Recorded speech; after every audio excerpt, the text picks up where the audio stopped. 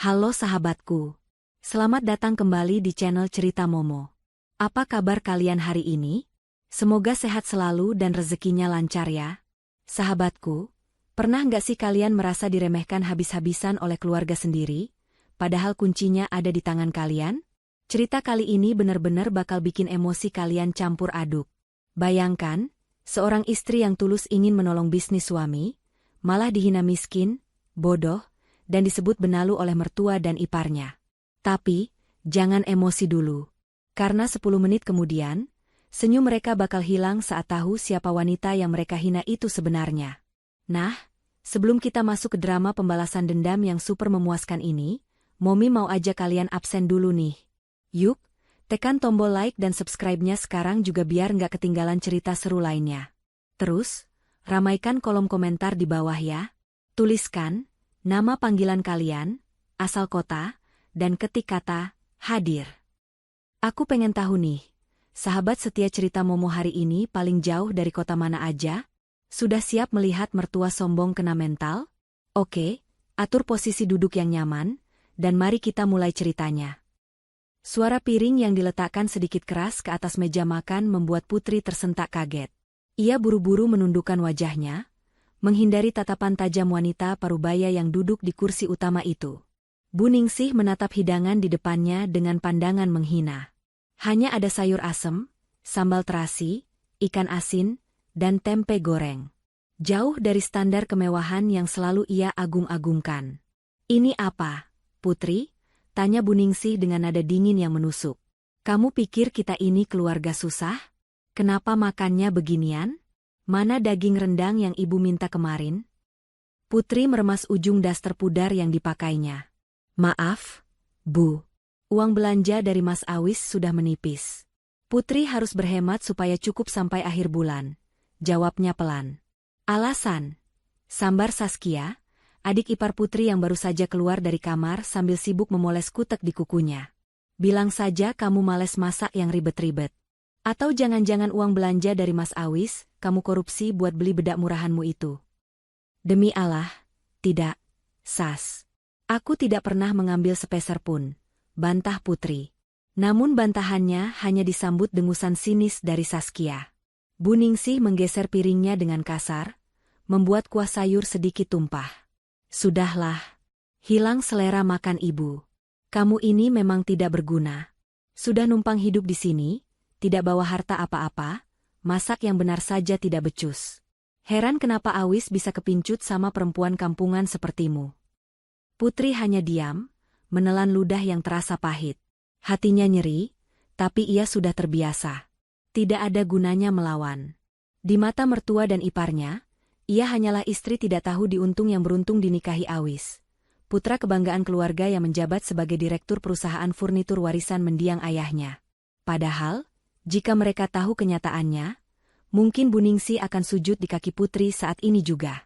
Di saku daster Putri, ponselnya bergetar pelan.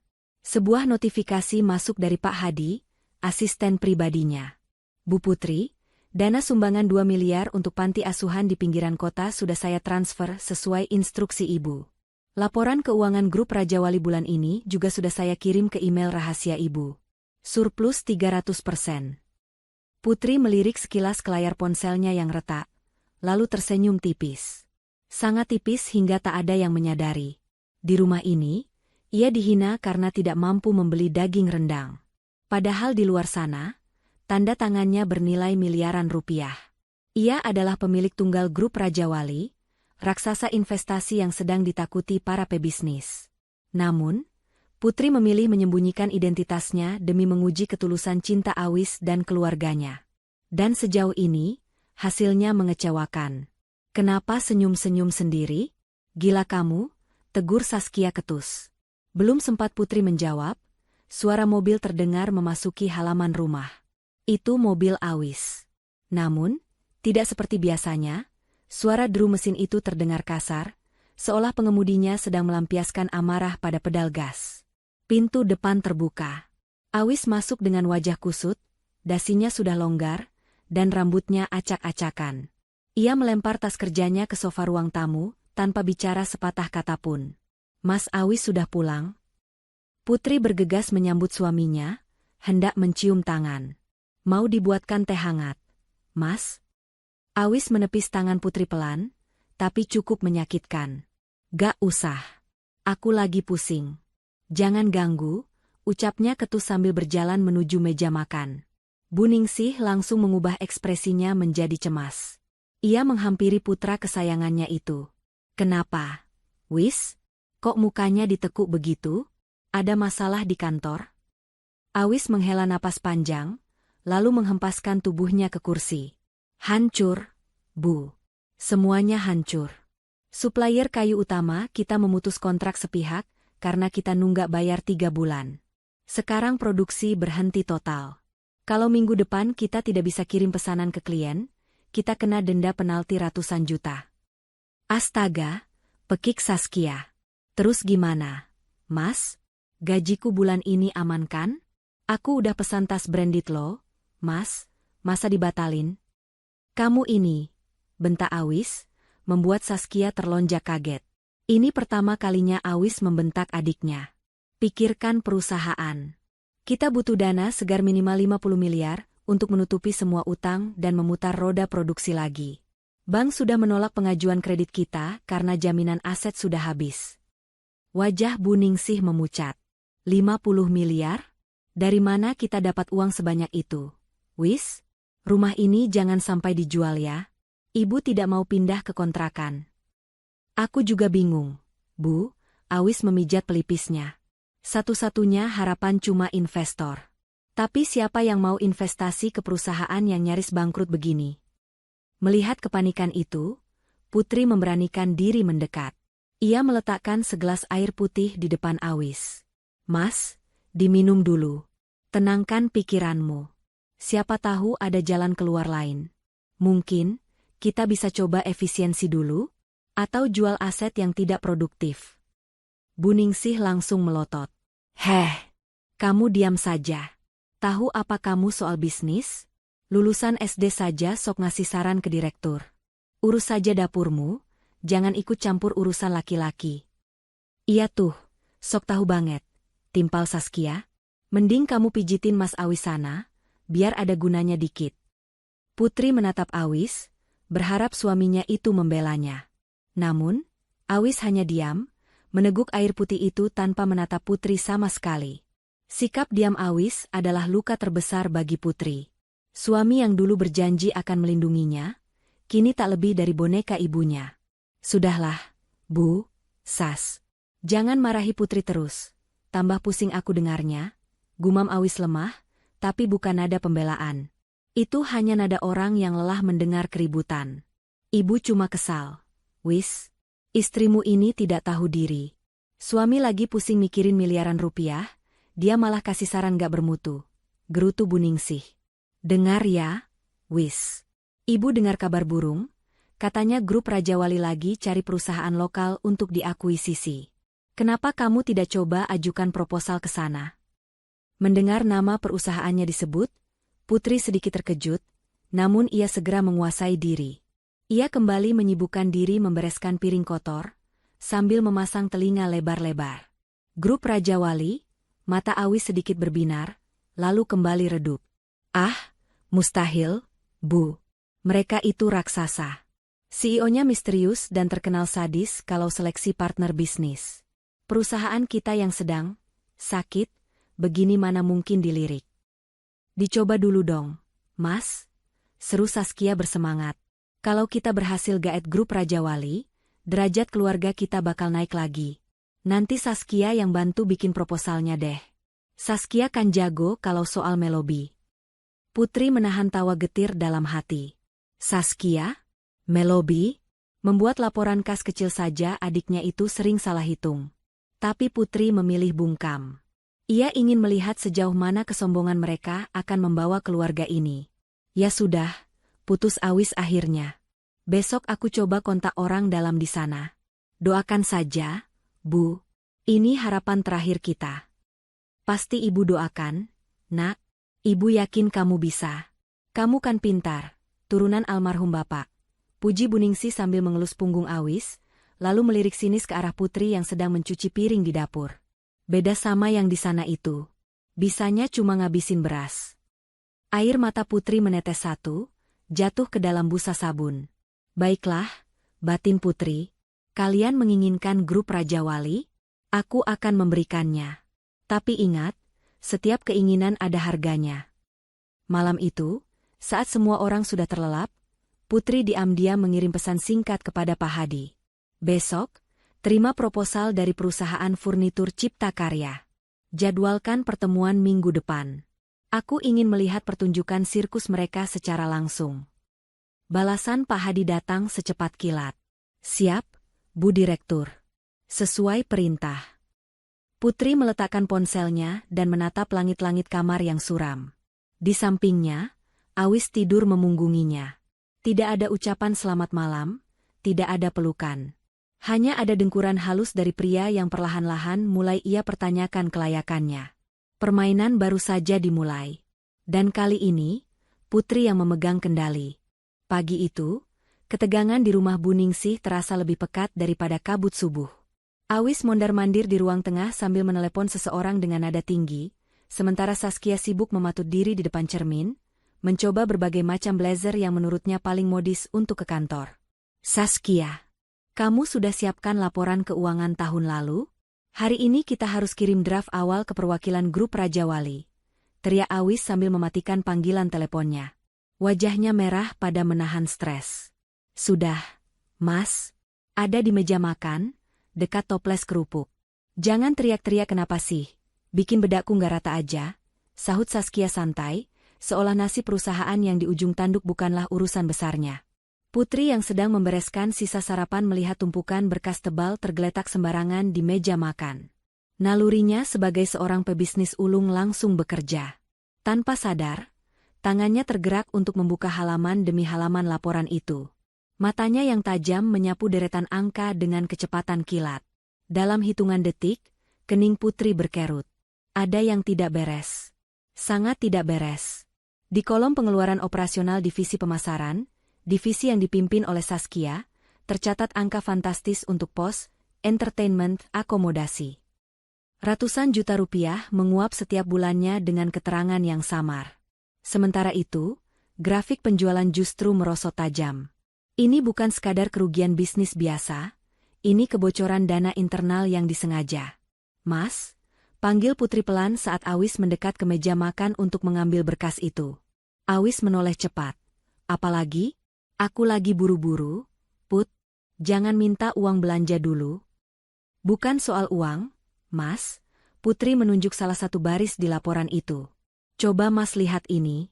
Pengeluaran divisi Saskia bulan lalu mencapai 300 juta untuk entertainment klien.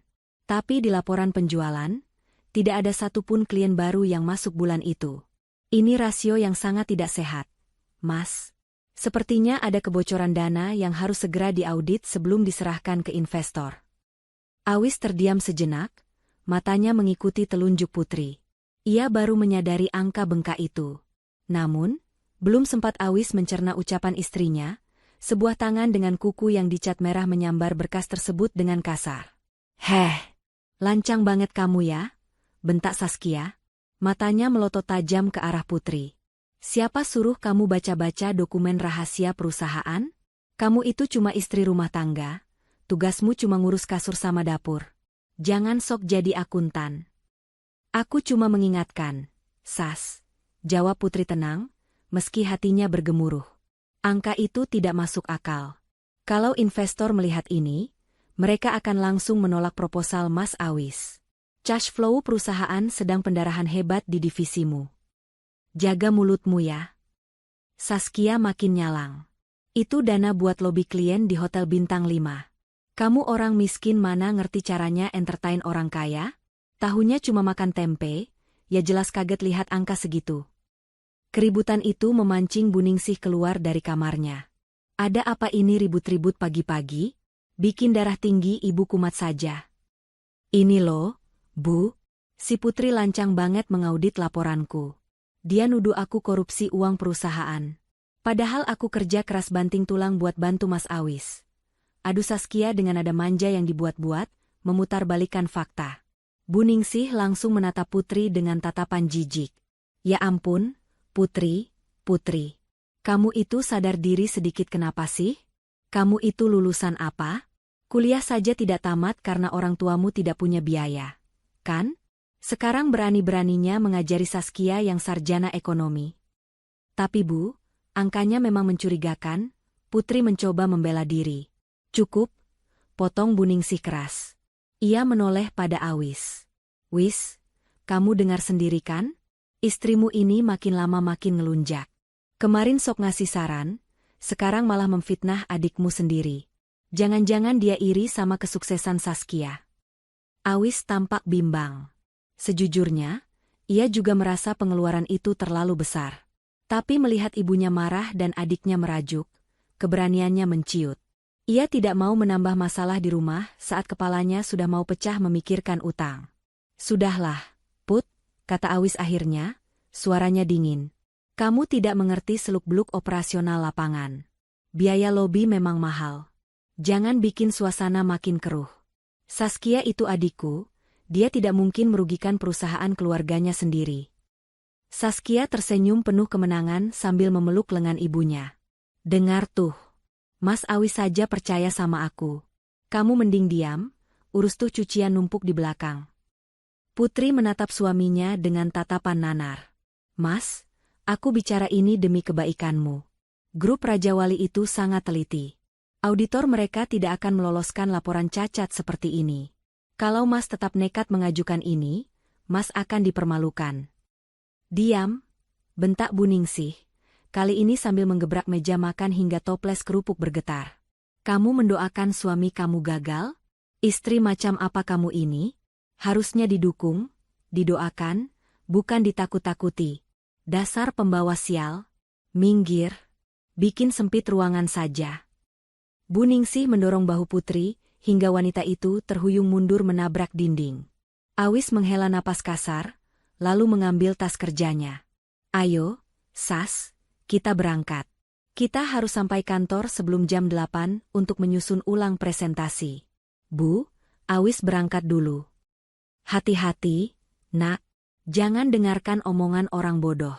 Fokus saja sama tujuanmu, ucap Bu Ningsih lembut pada putranya, lalu kembali menatap Putri dengan sinis begitu mobil Awis menjauh. Dengar ya, Putri. Kalau sampai Awis gagal dapat investor gara-gara omongan sialmu tadi, Ibu tidak akan segan-segan mengusirmu dari rumah ini. Camkan itu. Putri tidak menjawab.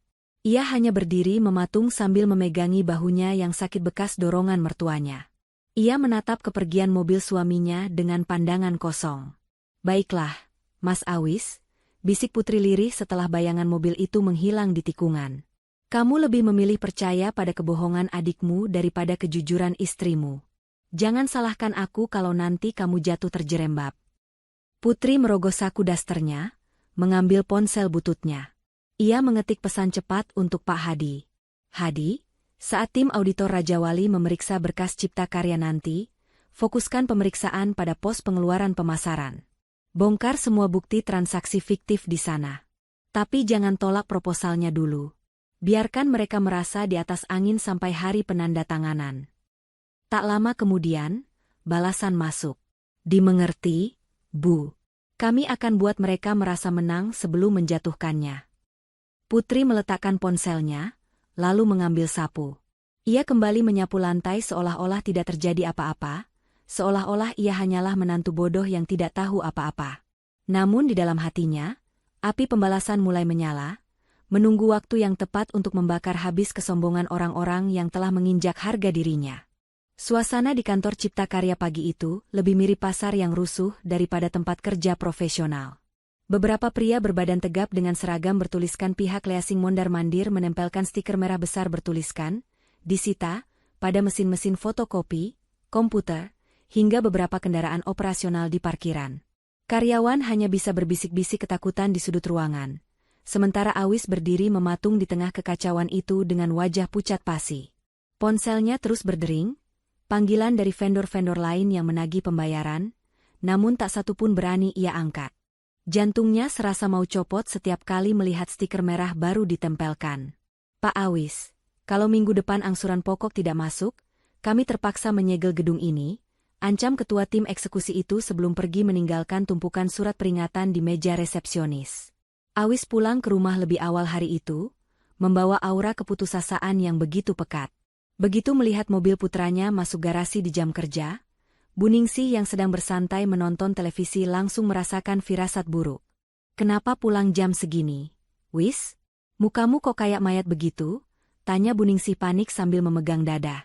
Awis menjatuhkan dirinya ke sofa, menatap langit-langit dengan tatapan kosong. "Aset kantor mulai disita, Bu. Mobil operasional diambil. Komputer admin diambil. Kalau minggu depan nggak ada dana masuk, gedung kantor disegel.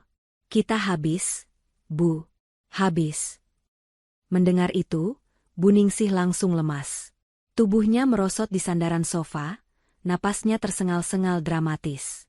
"Ya Allah, mati aku. Mau ditaruh di mana muka ibu kalau tetangga tahu kita bangkrut? Wis, lakukan sesuatu. Jangan diam saja kayak orang bego."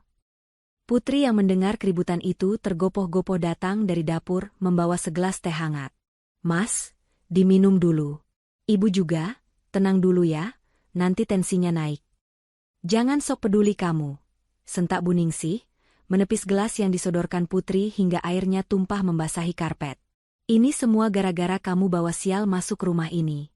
Semenjak Awis nikah sama kamu, rezeki anakku seret. Dasar wanita pembawa petaka." Putri memejamkan mata sejenak, menahan perih di hatinya. Lagi-lagi dia yang disalahkan atas ketidakbecusan mereka mengelola bisnis. Ia baru saja hendak memungut pecahan gelas ketika suara klakson mobil terdengar nyaring dari luar, disusul suara langkah kaki yang berlari terburu-buru. "Mas Awis. Ibu. Berita gembira." Saskia menghambur masuk ke ruang tamu dengan napas memburu, tapi wajahnya berseri-seri. Di tangannya ada sebuah tablet yang layarnya masih menyala. Awis menoleh lemah. "Apalagi, Sas? Kalau soal tagihan kartu kreditmu, Mas nggak punya uang." "Bukan. Ini soal hidup mati kita." Saskia mengguncang bahu kakaknya. "Barusan aku dapat email balasan dari sekretariat grup Raja Wali. Proposal kita lolos tahap seleksi administrasi.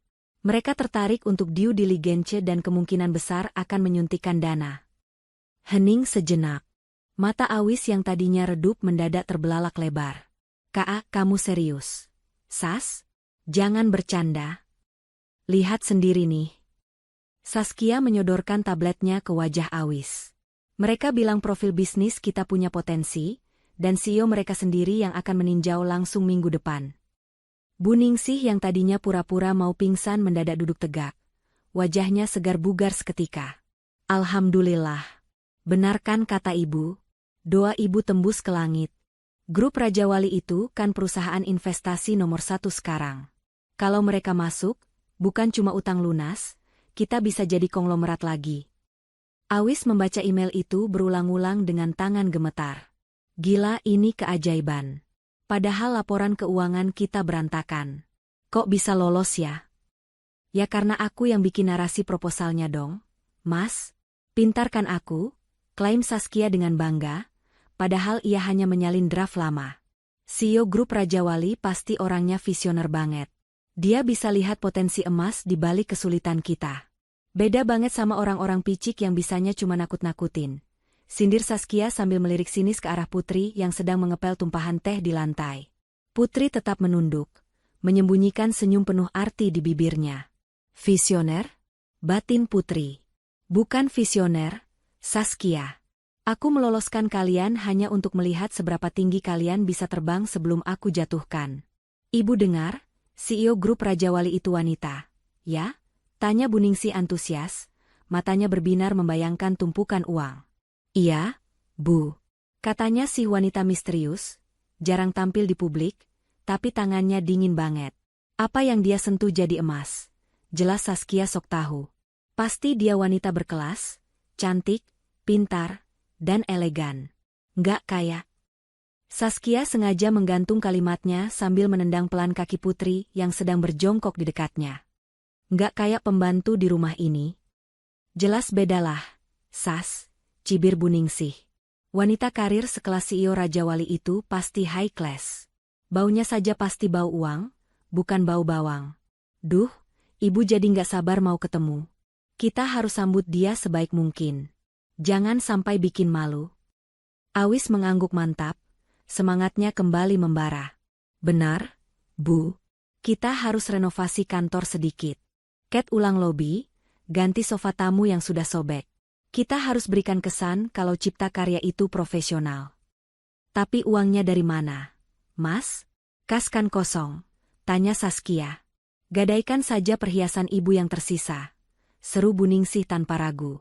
Atau cari pinjaman kilat. Nggak masalah bunga tinggi, toh sebentar lagi dana miliaran dari Raja Wali cair. Ini investasi, wis, demi gengsi kita di depan calon dewa penolong. Putri berhenti mengepel sejenak. Ia miris mendengar percakapan itu. Mereka rela berutang lagi hanya untuk memoles kulit luar demi mengesankan orang asing. Sementara istri dan menantu sendiri yang ada di depan mata diperlakukan lebih rendah dari keset kaki. Mas, Putri memberanikan diri bersuara pelan. Apa tidak sebaiknya jujur saja pada investor tentang kondisi sebenarnya? Kalau mereka tahu kita memanipulasi tampilan kantor, nanti malah. Diam kamu, potong Buningsih tajam. Kamu itu maunya apa sih? Mau lihat suami kamu hancur? Orang bodoh dilarang kasih pendapat di rapat direksi keluarga. Sana ke dapur, masak air lagi. Gelas pecah tadi potong dari uang belanja kamu. Awis menatap Putri dingin. Put, tolong jangan rusak suasana. Kamu nggak ngerti strategi bisnis. Image itu segalanya. Putri mengangguk pelan, lalu berdiri membawa ember pel dan pecahan gelas ke belakang. Di dapur yang sepi, ia meletakkan ember itu dan menarik napas panjang. Hatinya perih, tapi tekadnya makin bulat. Ia mengambil ponselnya kembali. Ada pesan masuk dari Pak Hadi. Bu, mereka sudah merespons undangan pertemuan. Pihak Cipta Karya meminta jadwal kunjungan dipercepat. Mereka terdengar sangat putus asa tapi berusaha terdengar elit. Putri mengetik balasan dengan jari yang lincah, terima permintaannya. Beri mereka harapan setinggi langit. Biarkan mereka merasa sudah menang. Oh ya, pastikan kamu bilang pada mereka bahwa CEO Raja Wali sangat benci kebohongan, tapi sampaikan dengan bahasa diplomatis yang pasti tidak akan dimengerti oleh otak dangkal Saskia. Putri menekan tombol kirim. Di ruang tengah, tawa bahagia Buningsih, Awis, dan Saskia terdengar membahana. Mereka tertawa di atas bom waktu yang tombol pemicunya ada di tangan wanita yang baru saja mereka usir ke dapur. Nikmatilah tawanya sekarang, Bu, Mas Awis, gumam Putri sambil menyalakan kompor. Karena minggu depan, kalian akan lupa caranya tersenyum. Kantor Cipta Karya yang biasanya suram kini berubah drastis layaknya lokasi syuting film. Bau cat baru menyeruak tajam di udara, bercampur dengan aroma pengharum ruangan lavender yang disemprotkan secara berlebihan. Di lobi, para pekerja sibuk mengganti sofa kulit sintetis yang sudah retak dengan sofa bludru mewah sewaan. Pot-pot bunga anggrek bulan imitasi berjejer rapi di sepanjang koridor, mencoba menutupi noda lembab di dinding yang catnya mengelupas. Buningsih berdiri di tengah lobi sambil berkacak pinggang, lagaknya persis mandor proyek yang galak. Geser ke kiri sedikit. Jangan miring. Itu lukisan abstrak mahal. Sewanya per jam, jangan sampai lecet.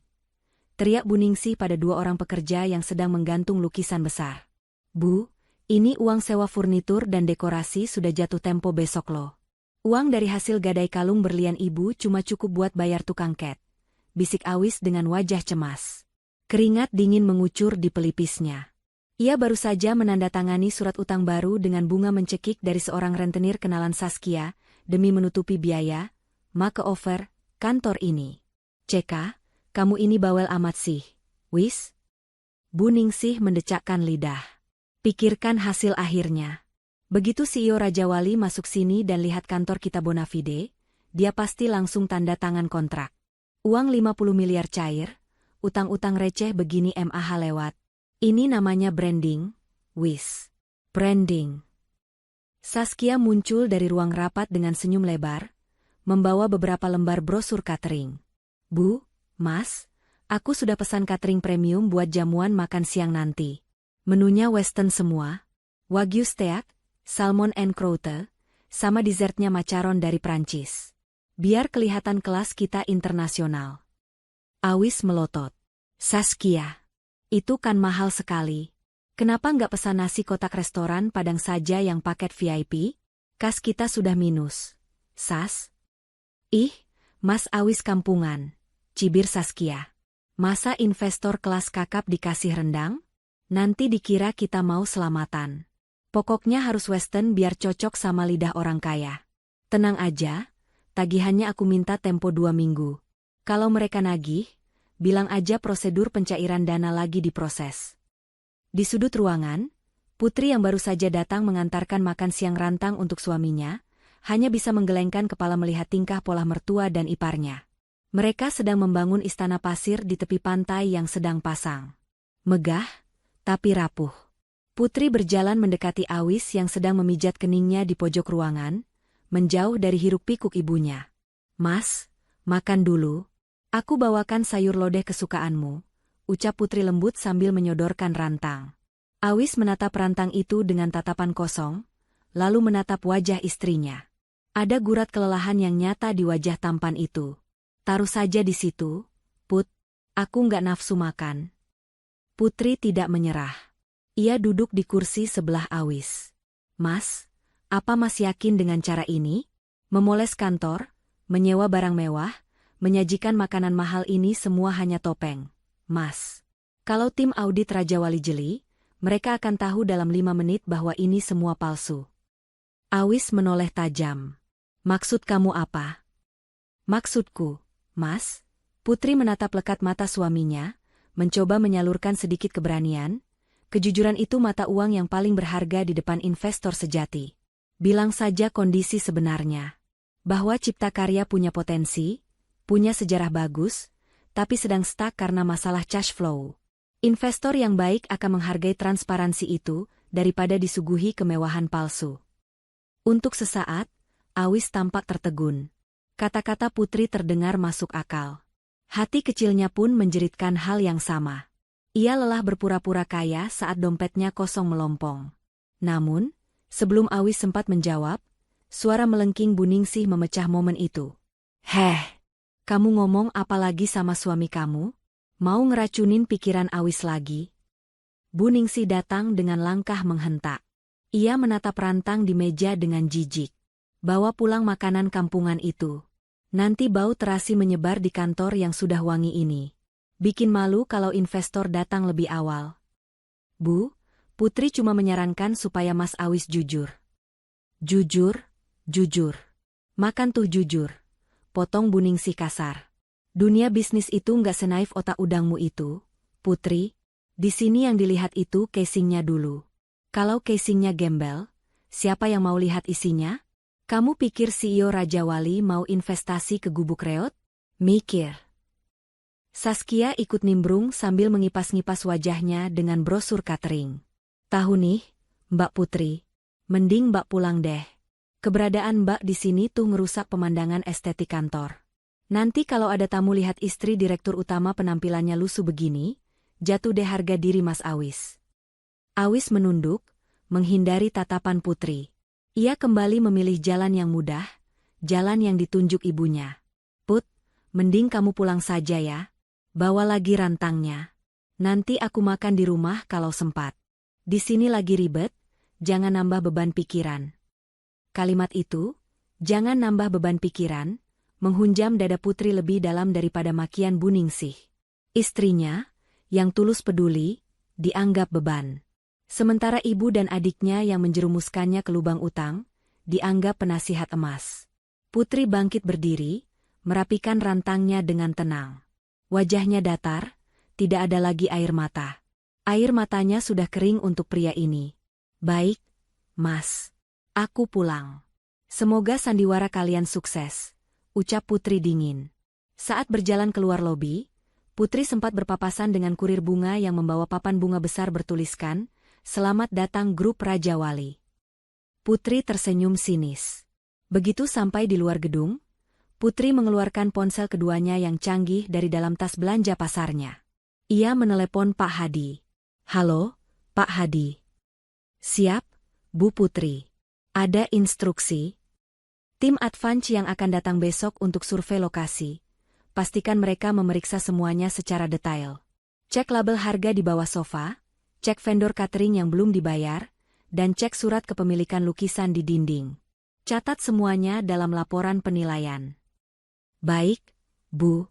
Apakah Ibu ingin kami langsung membatalkan pertemuan? Jangan, jawab Putri cepat. Biarkan pertemuan tetap berjalan sesuai jadwal. Aku ingin melihat wajah mereka saat Dewa Penolong, yang mereka tunggu-tunggu itu datang dan membuka semua topeng mereka satu persatu. Biarkan mereka terbang setinggi-tingginya, Hadi. Karena semakin tinggi mereka terbang, semakin sakit rasanya saat jatuh. Putri menutup telepon dan menaiki angkot yang lewat di depan kantor suaminya. Di dalam angkot yang panas dan pengap, sang CEO triliuner itu duduk berimpitan dengan penumpang lain. Sementara di gedung mewah di belakangnya, keluarganya sedang sibuk memuja bayangannya tanpa menyadari bahwa pemilik bayangan itu baru saja mereka usir. Mall mewah di pusat kota itu tampak berkilauan di bawah sorotan lampu kristal gantung raksasa. Etalase butik-butik branded memamerkan manekin dengan busana yang harganya setara dengan biaya hidup satu keluarga selama setahun. Di salah satu butik ternama, Bu Ningsih sedang berdiri di depan cermin besar, mematut diri dengan setelan blazer berwarna merah marun yang terlihat sangat mencolok. Bagaimana, Wis? Ibu terlihat seperti pengusaha sukses. Kan? Wibawanya sudah dapat belum? Tanya Bu Ningsih sambil berputar-putar genit, mengabaikan label harga yang menjuntai di lengan bajunya. Tertera angka 7 juta rupiah di sana. Awis menelan ludah, tangannya meremas dompet kulitnya yang semakin tipis. Bagus sih, Bu. Tapi harganya, apa tidak ada yang lebih murah? Kartu kredit Awis sudah over limit gara-gara bayar sewa dekorasi kantor kemarin. Aduh, Awis. Sela Saskia yang baru keluar dari ruang ganti dengan menenteng 3 pasang dress mahal. Jangan pelit kenapa sih? Ini investasi penampilan. Kalau kita pakai baju Tanah Abang ketemu CEO Raja Wali, yang ada kita diketawain. CEO itu matanya jeli, Wis. Dia bisa bedain mana kain sutra asli mana polyester kiloan dari jarak 10 meter. Bu Ningsih mengangguk setuju, matanya berbinar menatap pantulan dirinya. Benar kata adikmu. Kita harus terlihat selevel dengan mereka. Gesek saja kartu cadanganmu yang dari Bank B itu. Nanti kalau dana cair, kita lunasi semua plus bunganya. Bungkus ini, Mbak, sekalian sama sepatu yang di sana. Perintah Bu Ningsih pada pelayan toko yang tersenyum lebar melihat mangsa empuk. Awis hanya bisa pasrah menyerahkan kartu kreditnya dengan tangan gemetar. Dalam hati ia berdoa semoga mesin edisi itu tidak menolak transaksinya. Bunyi, "Aprofet," dari mesin itu terdengar seperti vonis hukuman mati baginya, menambah jeratan utang yang melilit lehernya. Namun, melihat senyum ibunya yang merekah, ia merasa sedikit lega. Setidaknya ibunya bahagia. Sementara itu, di rumah yang sepi, Putri sedang berlutut di lantai dapur, membersihkan kerak gosong di pantat panci. Tangannya yang putih dan halus kini memerah terkena sabun keras. Tidak ada AC dingin atau lampu kristal di sini, hanya kipas angin tua yang berputar malas dan suara tikus yang mencicit di plafon. Putri menghentikan kegiatannya sejenak saat ponsel di saku dasternya bergetar. Sebuah notifikasi berita bisnis muncul di layarnya. Grup Raja Wali siap ekspansi besar-besaran, CEO misterius dikabarkan turun gunung. Putri tersenyum miris. Orang-orang di luar sana membicarakan kehebatan dirinya, sementara di rumah ini, ia diperlakukan tak lebih dari seorang upik abu. Tak lama kemudian, suara mobil Awis terdengar memasuki garasi. Putri buru-buru mencuci tangan, merapikan rambutnya yang sedikit berantakan, dan berlari kecil menuju pintu depan untuk menyambut mereka. "Assalamualaikum, Mas, Bu," sapa Putri ramah sambil membuka pintu. Namun, tidak ada jawaban salam. Bu Ningsih melenggang masuk melewatinya begitu saja, sambil menenteng 2 tas belanja besar bermerek Louis Vuitton. Saskia menyusul di belakangnya dengan 3 tas Zara dan H&M, wajahnya berseri-seri penuh kemenangan. Awis masuk terakhir, membawa sisa belanjaan dengan wajah lelah. "Minggir, jangan halangi jalan. Panas nih," gerutu Bu Ningsih sambil menghempaskan pantatnya ke sofa empuk. "Putri, mana air dingin? Kamu nggak lihat kami keringatan habis meeting persiapan?" Padahal mereka baru pulang belanja, bukan rapat. Tapi bagi Bu Ningsih, belanja adalah bagian dari strategi bisnis. Putri bergegas ke dapur dan kembali dengan nampan berisi 3 gelas es jeruk. Silakan, Bu, Mas, Sas. Saskia menyeruput minumannya rakus, lalu mulai membongkar belanjaannya di karpet ruang tamu. Gila ya, dress ini cantik banget. Besok pas ketemu CEO Raja Wali, aku bakal pakai ini. Siapa tahu aku dilirik terus diangkat jadi asisten pribadinya. Gajinya pasti dolar. Bu Ningsih tertawa renyah. Cocok, Sas. Kamu kan cantik, pintar lagi. Siapa tahu malah kamu dijodohkan sama salah satu direkturnya. Harta kita bakal 7 turunan gak habis. Putri berdiri canggung di sudut ruangan, memperhatikan tumpukan baju baru yang berkilauan itu. Ia melirik ke arah Awis, berharap suaminya membelikannya sesuatu. Sekecil apapun, mungkin sepotong daster baru atau jilbab sederhana. Namun Awis bahkan tidak menatapnya. Pria itu sibuk memijat kaki ibunya. Oh ya, Putri, panggil Bu Ningsih tiba-tiba, suaranya berubah tajam. Ia melempar sebuah kemeja mahal berwarna biru laut dan celana bahan hitam ke arah Putri. Kain itu mendarat tepat di wajah Putri sebelum jatuh ke lantai. Ambil itu. Itu setelan jas Mas MU buat besok. Sama dress Saskia dan blazer ibu. Setrika semuanya sekarang. Ingat, pakai setrika uap, jangan setrika biasa. Kalau sampai ada yang gosong atau mengkilap karena kepanasan, ibu potong tangan kamu. Putri memungut pakaian itu dengan hati bergetar. Baik, Bu, tapi Mas Awis tidak membelikan Putri baju untuk besok? Katanya semua keluarga inti harus hadir menyambut investor. Sontak tawa meledak dari mulut Saskia. Ia tertawa begitu keras sampai memegangi perutnya. Hahaha. Aduh, perutku sakit. Mbak Putri ngaca dong. Situ mau ikut nyambut investor? Pakai apa? Daster bolong itu? Bu Ningsih menatap Putri dengan tatapan merendahkan dari ujung kepala sampai ujung kaki. Dengar ya, Putri. Besok itu acara kelas atas. Tamu yang datang itu orang-orang VVIP. Kalau kamu ikut muncul dengan tampang lusuh begitu, kamu cuma bakal jadi noda di pemandangan indah kantor kami. Bikin malu. Tapi, Bu, saya kan istri Mas Awis. Justru karena kamu istri Awis, kamu harus tahu diri. Potong Bu Ningsih sadis. Tugasmu besok bukan ikut salaman sama investor. Tugasmu besok adalah siapkan sarapan pagi-pagi buta, siapkan sepatu kami sampai mengkilap, dan pastikan rumah bersih saat kami pulang bawa kontrak miliaran itu. Mengerti? Putri menoleh ke Awis, tatapannya memohon pembelaan terakhir. Mas? Awis menghela napas panjang, tampak terganggu dengan drama ini. Put, nurut saja kata ibu kenapa sih? Lagian kamu gak punya baju formal yang layak. Nanti kalau ditanya investor kamu siapa, aku bingung jawabnya. Masa aku bilang istri direktur penampilannya kayak pembantu? Sudahlah, kamu di rumah saja besok. Doakan kami dari jauh. Hati Putri hancur berkeping-keping. Bukan karena tidak dibelikan baju, tapi karena suaminya sendiri malu mengakui keberadaannya.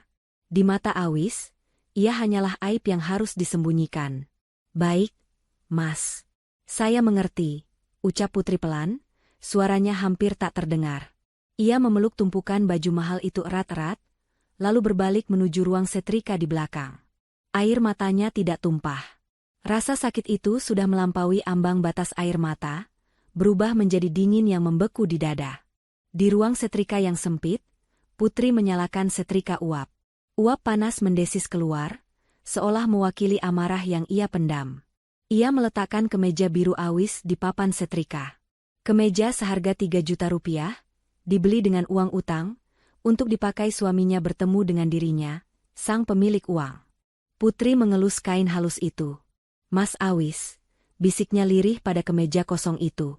Besok, saat kamu memakai baju ini, kamu akan merasa gagah dan percaya diri.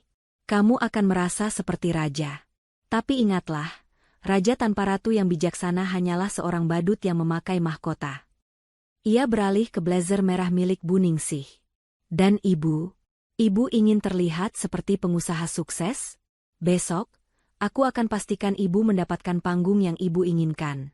Panggung di mana semua topeng ibu akan terlepas. Malam itu, Putri menyetrika hingga larut malam. Setiap lipatan baju yang ia haluskan adalah simbol kesabarannya yang perlahan menipis. Sementara di kamar utama, Bu Ningsih, Awis, dan Saskia tidur nyenyak, bermimpi tentang tumpukan uang dan kejayaan semu, tanpa menyadari bahwa Dewa Penolong yang mereka nantikan sedang menyetrika baju kebesaran mereka di ruangan pelayan yang pengap. Matahari pagi itu bersinar terik seolah ikut memanaskan suasana di kediaman Bu Ningsih. Sejak subuh, rumah itu sudah gaduh seperti pasar. Aroma parfum menyengat bercampur dengan bau hairspray memenuhi ruang tengah. Bu Ningsih berdiri tegak di depan cermin besar ruang tamu, mematut blazer merah marun mahalnya sambil memutar-mutar tubuh, memastikan tidak ada satupun kerutan yang terlihat. Saskia, kamu sudah siap belum? Jangan dandan terus, nanti kita telat. Ingat, first impression itu segalanya, teriak Bu Ningsih melengking. Saskia keluar dari kamar dengan dres selutut yang memamerkan kaki jenjangnya, berjalan lenggak-lenggok seakan karpet ruang tamu itu adalah catwalk. Sudah dong, Bu. Lihat nih, Saskia sudah kayak sekretaris di drama Korea kan? Pasti CEO Raja Wali langsung terpesona. Awis muncul terakhir, tampak gagah dengan kemeja biru laut yang semalam disetrika Putri dengan penuh perasaan. Namun, wajahnya tegang. Tangannya gemetar saat merapikan dasi. Mana berkas proposalnya? Wis, jangan sampai ketinggalan. Itu nyawa kita. Tanya Bu Ningsih sambil memakai kacamata hitamnya, meski mereka masih di dalam rumah. Ada di meja kerja, Bu. Tumpukan map warna biru, jawab Awis gugup sambil menyambar kunci mobil. Ia berlari kecil ke ruang kerjanya, menyambar map biru yang tergeletak paling atas, lalu bergegas keluar. Ayo berangkat. Jalanan macet, kita nggak boleh bikin investor nunggu. Tanpa berpamitan pada Putri yang berdiri di ambang pintu dapur, mereka bertiga masuk ke dalam mobil. Mesin menderu, dan sedan hitam itu melesat pergi meninggalkan kepulan debu. Putri hanya menatap nanar. Tidak ada ucapan, doakan kami, atau sekadar lambaian tangan. Ia benar-benar dianggap angin lalu. Sambil menghela napas panjang, Putri berbalik masuk untuk membereskan kekacauan yang mereka tinggalkan. Bekas tisu rias berserakan di meja, cangkir kopi setengah minum, dan sisa sarapan yang tak disentuh. Saat Putri mengangkat tumpukan koran di meja kerja Awis untuk dibuang, matanya tertumbuk pada sebuah map lain yang tertutup koran itu. Map warna merah. Jantung Putri berdegup kencang. Ia membukanya. Isinya adalah final proposal, revisi terakhir lengkap dengan lampiran data keuangan yang sudah dipoles oleh Saskia, meski tetap penuh manipulasi. Lalu, map apa yang dibawa Awis tadi? Ingatan Putri melayang ke map biru yang disambar suaminya. Itu adalah arsip lama tahun lalu yang berisi data proyek gagal. Jika Awis mempresentasikan itu di depan tim auditor Raja Wali, bukan hanya ditolak, mereka akan dianggap menghina karena menyajikan data kadaluarsa. Astaga, Mas Awis, gumam Putri panik. Meski hatinya sakit diperlakukan bak pembantu, naluri seorang istri, dan rasa tanggung jawab profesionalnya sebagai pebisnis, tiba-tiba mengambil alih. Ia tidak bisa membiarkan suaminya mempermalukan diri sendiri dengan kesalahan sepele seperti ini. Jika cipta karya ingin hancur, biarlah hancur karena kebobrokannya sendiri, bukan karena kesalahan teknis bodoh membawa berkas. Tanpa pikir panjang, Putri menyambar map merah itu. Ia berlari keluar rumah. Mobil Awis sudah tidak terlihat. Putri tidak punya kendaraan. Motor satu-satunya dibawa Awis untuk operasional kantor. Putri berlari ke pangkalan ojek di ujung gang dengan napas memburu. Daster batiknya yang lusuh berkibar ditiup angin, kakinya hanya beralaskan sandal jepit tipis. Bang! Ojek! Bang! Ke kantor Cipta Karya di Jalan Sudirman. Cepetannya, Bang! Darurat! Seru Putri pada tukang ojek yang sedang menyeruput kopi. Waduh, Neng! Sudirman macet parah jam segini. Yakin mau ngebut? Saya bayar 2 kali lipat. Tolong, Bang, ini menyangkut hidup mati suami saya, desak Putri. Motor bebek tua itu pun melaju membelah kemacetan kota. Panas matahari menyengat kulit Putri tanpa ampun. Debu jalanan menempel di wajahnya yang berminyak dan tanpa riasan. Rambutnya yang diikat asal-asalan mulai acak-acakan diterpa angin. Namun, Putri tidak peduli. Ia mendekap map merah itu di dadanya seolah itu adalah benda paling berharga di dunia. Setelah 30 menit berjibaku dengan kemacetan, motor ojek berhenti tepat di depan gedung Cipta Karya. Gedung itu tampak berbeda hari ini. Spanduk selamat datang terpasang megah. Karangan bunga berjejer rapi. Satpam berseragam baru berdiri tegak di pintu masuk. Putri turun dari motor, membayar tukang ojek dengan uang recehan terakhir dari dompet belanjanya, lalu berlari menuju lobi kaca yang berkilauan. Di dalam lobi yang dingin ber-AC, Saskia sedang sibuk memarahi seorang cleaning service karena ada noda setitik di lantai marmer. "Kamu buta ya? Itu ada noda kopi. Pel sekarang. Kalau investor lihat ini, saya pecat kamu detik ini juga." Bentak Saskia, suaranya menggema di lobi yang hening. Saat itulah, pintu kaca otomatis terbuka. Putri melangkah masuk dengan napas tersengal-sengal. Penampilannya sangat kontras dengan kemewahan palsu di sekitarnya. Wajahnya merah karena panas, keringat mengalir di pelipis, dan dasternya tampak kusam di bawah sorotan lampu chandelier. Saskia menoleh dan matanya melotot seakan mau keluar. Ia ternganga tak percaya. Bukan karena kasihan, tapi karena murka. "Ya ampun," pekik Saskia histeris. Ia bergegas menghampiri Putri dengan langkah menghentak. Sepatu hak tingginya berbunyi tak-tak keras di lantai. "Ngapain kamu kesini?" teriak Saskia tepat di depan wajah Putri. "Kamu gila ya? Lihat penampilanmu. Kamu mau bikin malu kita di depan tamu VVIP? Kamu mau dikira pengemis masuk kantor?" Putri mencoba mengatur napasnya. "Sas, dengar dulu. Mas Awis berkasnya salah." "Alasan?" potong Saskia kasar. Ia menatap jijik ke arah sandal jepit Putri yang kotor terkena debu jalanan.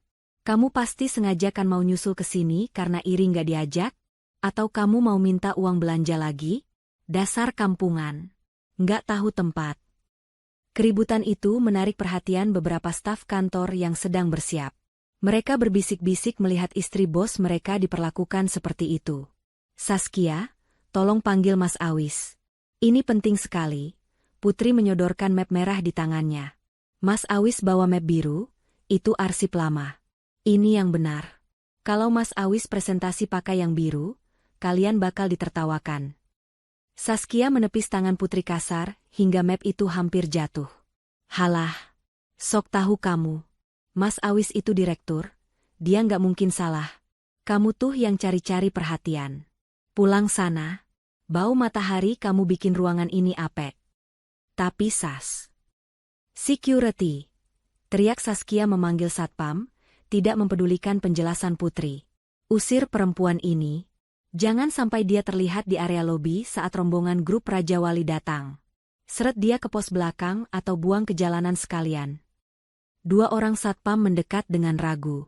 Mereka mengenali Putri sebagai istri Pak Awis, tapi perintah Saskia sebagai manajer terdengar mutlak dan menakutkan. "Maaf, Bu Putri, mari ikut kami," ucap salah satu satpam pelan, mencoba sopan. Putri menahan tangisnya. Niat baiknya untuk menyelamatkan wajah suaminya justru dibalas dengan penghinaan yang lebih kejam daripada sebelumnya. Ia berdiri tegak, menatap mata adik iparnya itu lekat-lekat. "Kamu akan menyesal mengusirku, Saskia," ucap Putri dingin. Suaranya tidak keras, tapi memiliki getaran yang membuat bulu kuduk merinding. Saskia tertawa meremehkan. "Menyesal? Aku lebih menyesal punya kakak ipar gembel kayak kamu. Cepat bawa dia pergi. Mobil investor sudah mau sampai." Satpam itu mulai memegang lengan Putri untuk membawanya keluar. Di saat yang sama, lift terbuka.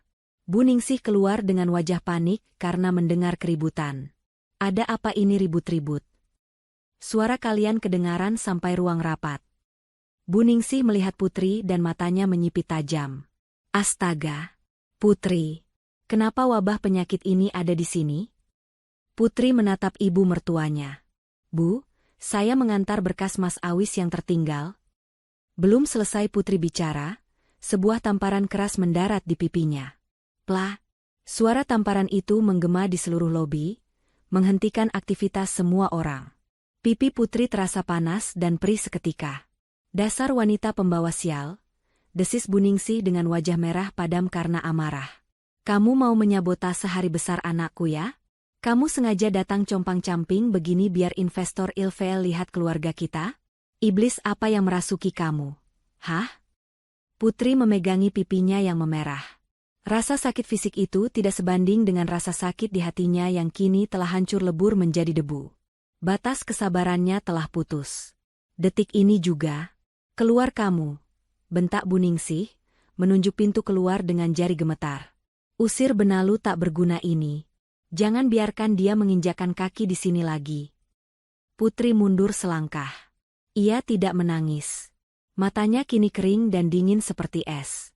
Ia mengeratkan pegangannya pada map merah itu, lalu perlahan menurunkannya. Baik, Bu, bisik Putri. Saya akan pergi. Tapi ingat satu hal, Buningsih.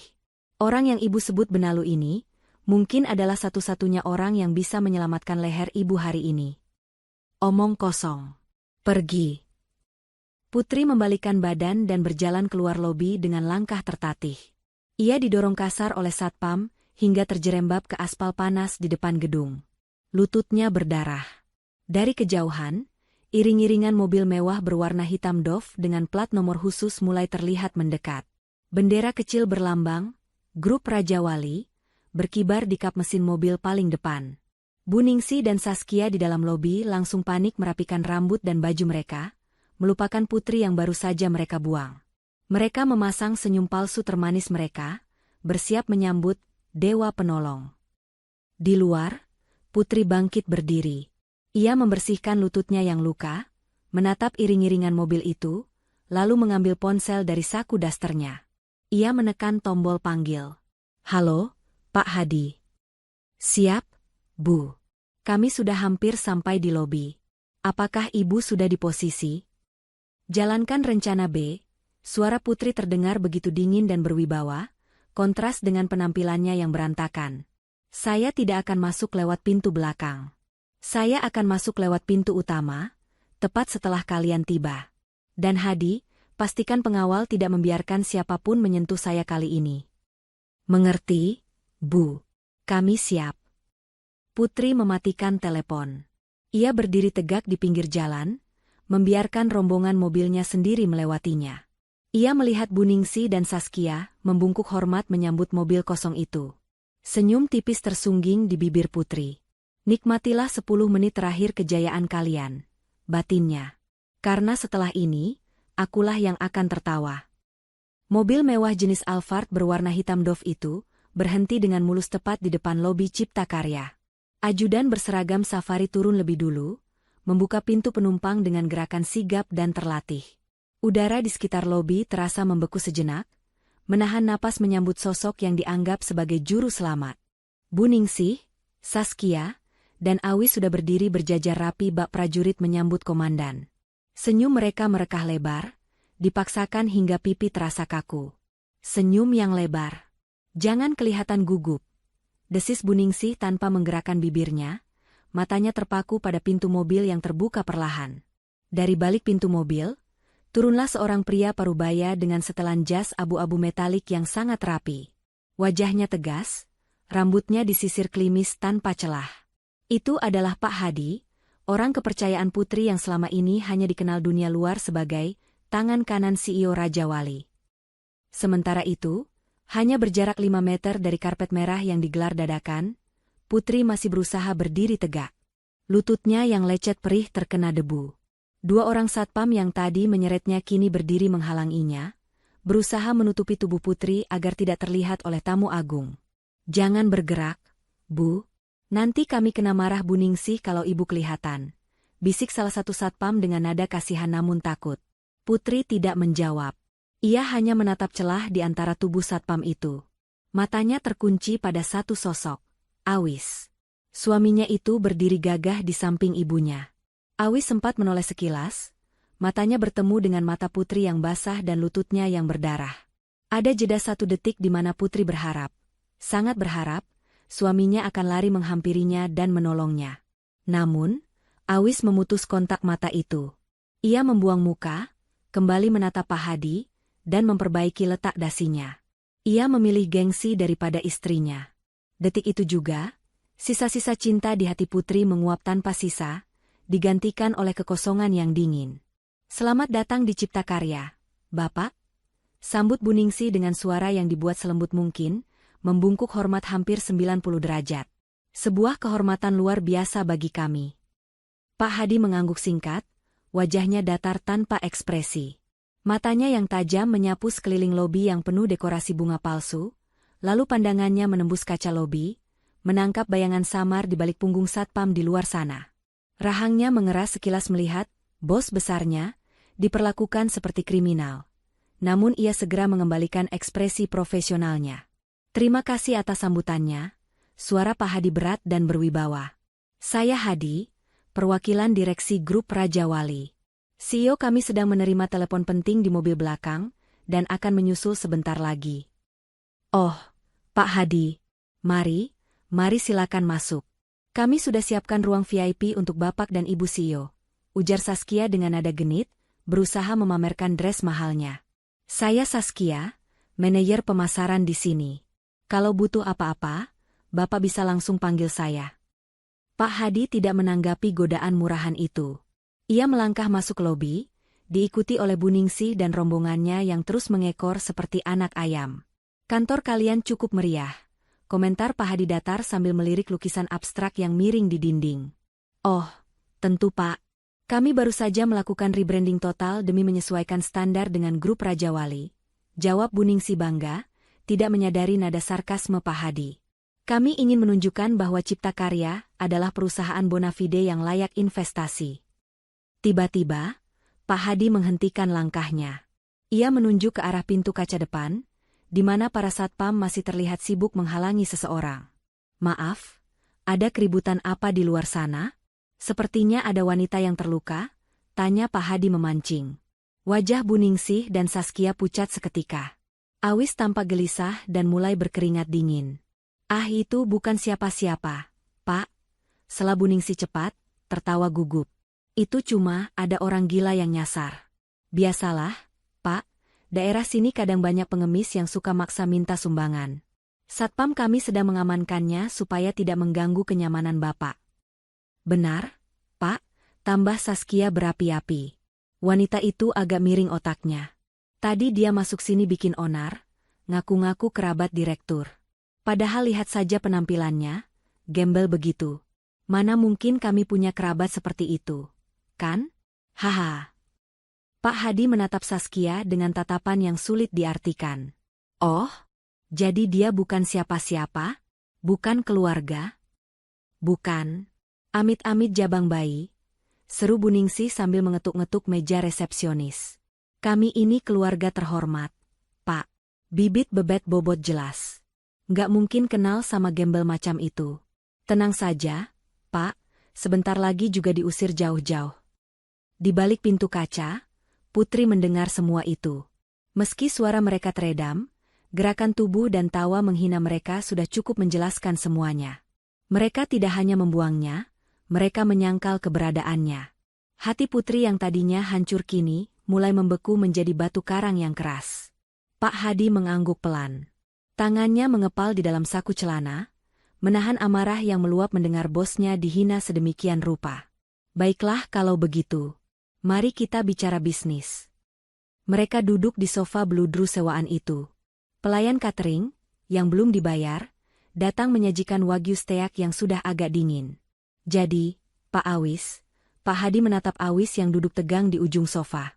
"Saya dengar Anda membawa proposal dan data terbaru perusahaan? CEO kami sangat teliti dengan data. Beliau benci sekali dengan data kadaluarsa." Awis menepuk map biru di pangkuannya dengan percaya diri. "Tentu, Pak. Ini semua data terbaru. Saya jamin validitasnya. Kami sudah siapkan presentasi terbaik untuk meyakinkan Ibu CEO." Pak Hadi melirik map biru itu. Ia tahu persis itu map yang salah, karena Putri sudah memberitahunya lewat pesan singkat tadi. "Bagus," kata Pak Hadi singkat. Ia melirik jam tangan Rolex di pergelangan tangannya. 10 menit sudah berlalu. CEO kami seharusnya sudah selesai dengan teleponnya. Seketika, suasana menjadi tegang lagi. Bu Ningsih merapikan rambutnya yang tidak berantakan. Saskia memoles ulang lipstiknya. Awis meminum air putih untuk membasahi tenggorokannya yang kering. Pak, kalau boleh tahu, Ibu CEO itu orangnya seperti apa ya? Tanya Buningsih penasaran. Saya dengar beliau sangat misterius. Pasti beliau wanita yang sangat anggun, berkelas, dan ya, setiplah sama saya dan Saskia. Pak Hadi tersenyum tipis. Senyum yang penuh arti. Beliau sangat unik, Bu. Beliau sangat membenci kepalsuan. Dan yang paling penting, beliau sebenarnya sangat dekat dengan kalian. Lebih dekat dari yang kalian duga. Maksud Bapak? Saskia mengernyit bingung. Belum sempat Pak Hadi menjawab, pintu lobi terbuka otomatis. Suara langkah kaki terdengar. Bukan suara sepatu hak tinggi yang berisik, melainkan suara langkah kaki yang tenang namun tegas. Para satpam di depan tampak membungkuk hormat, tidak lagi berani menghalangi. Buningsih, Awis, dan Saskia serentak berdiri, wajah mereka dipenuhi senyum penjilat yang paling manis.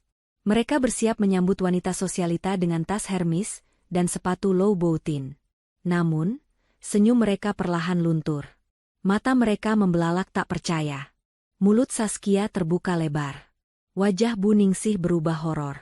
Yang masuk bukanlah wanita bergaun sutra. Yang masuk adalah wanita dengan daster batik lusuh, sandal jepit kotor, dan rambut yang sedikit berantakan tertiup angin. Lututnya masih ada bekas darah yang mengering.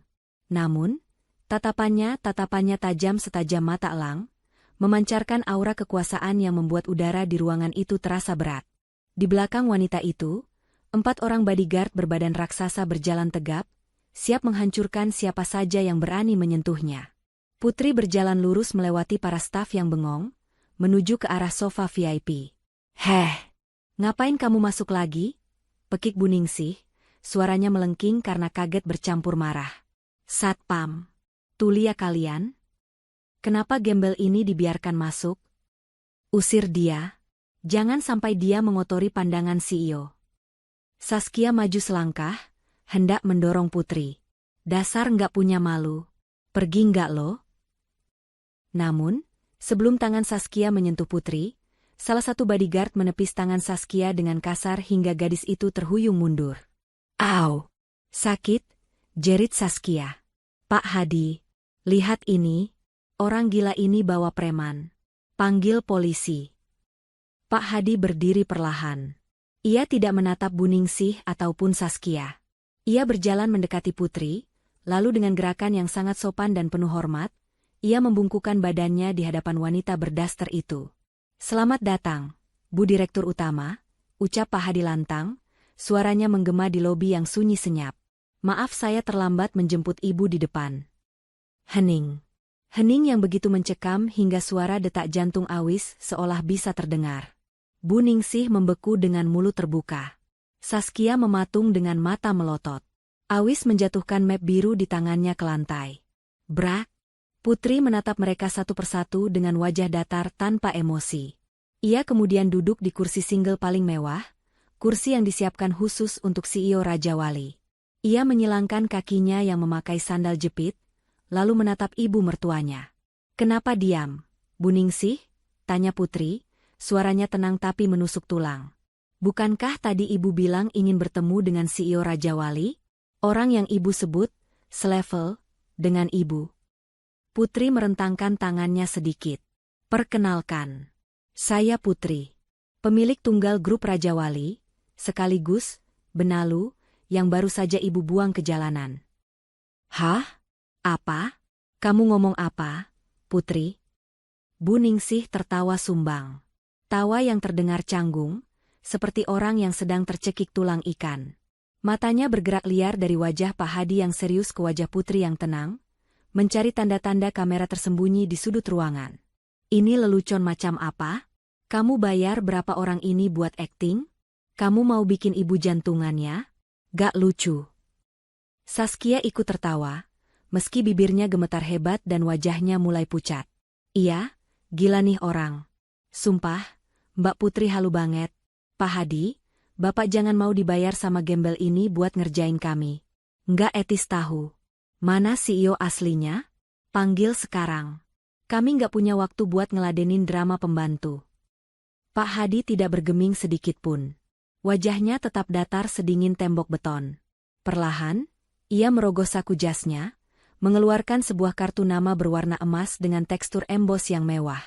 Ia meletakkannya di meja marmer, tepat di depan hidung Saskia yang kembang kempis menahan emosi.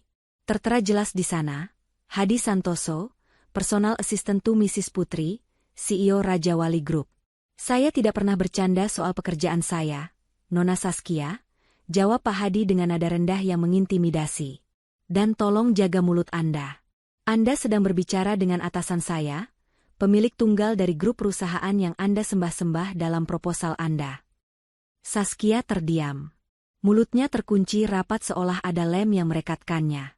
Matanya menatap kartu nama itu dengan horor. Putri mengangkat tangan kanannya sedikit, memberi isyarat agar Pak Hadi mundur.